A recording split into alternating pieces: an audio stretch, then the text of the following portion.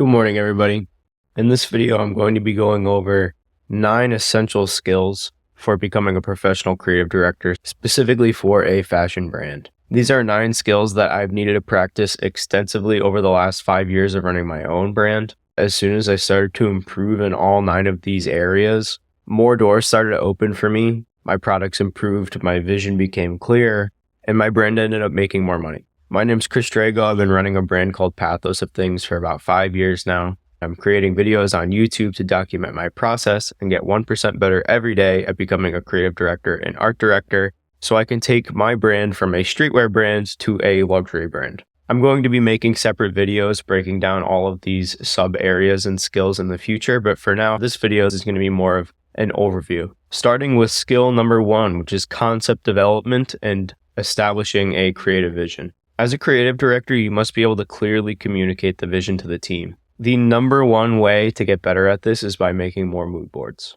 If you can learn how to create effective mood boards, storyboards, and concept decks, you're going to be a huge asset to the team where you can clearly define what you want to look like, sound like, feel like, and get everybody on the same page. I'll make separate videos about this, but just to give you an idea of what mood boarding tools I use, I like to use Cosmos, Arena, Pinterest, Make the Dot, and Figma. The reason why you would make a storyboard is because fashion shoots are often about storytelling.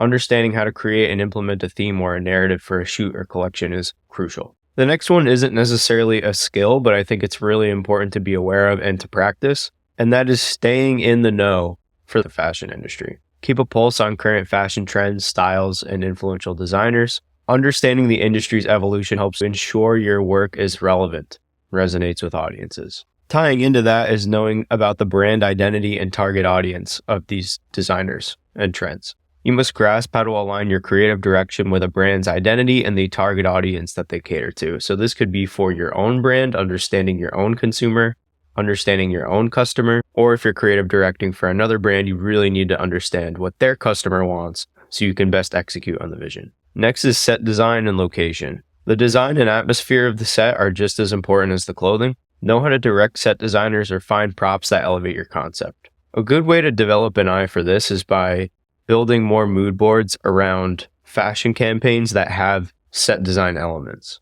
and props. Once you get a better understanding of how other professional set designers are setting up these fashion campaigns, it'll give you more ideas on how you can implement that for yourself.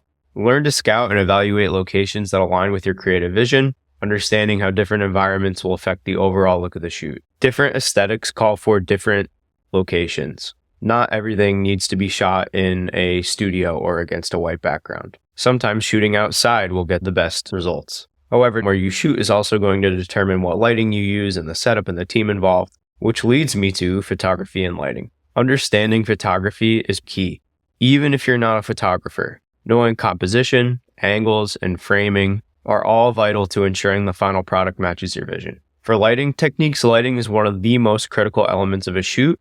Learn about different lighting setups, how they impact the mood of the photos, and how to communicate lighting preferences with your team. I use ChatGPT and Claude to study the lighting techniques used in my favorite editorial photos. I will create an entire video about that. Next is styling and wardrobe.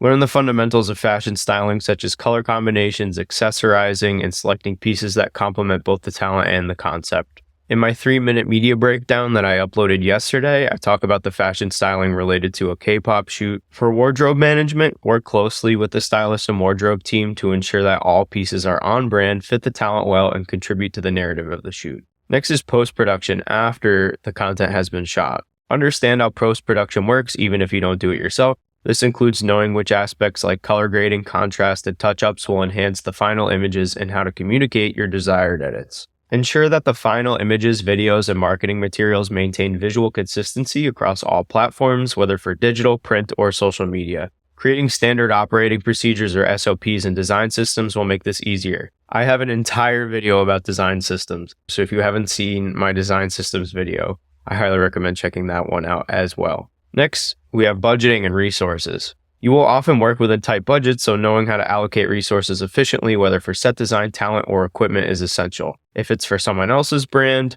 they might have very specific guidelines for how to spend the budget, But if you are managing all the budget by yourself, make sure that you don't overspend. In my experience, fashion shoots are always more expensive than I anticipate. The last shoot that I did, I ended up having to spend way more money because we needed to shoot longer than I had anticipated. The models needed more money for that day, which leads me to time management.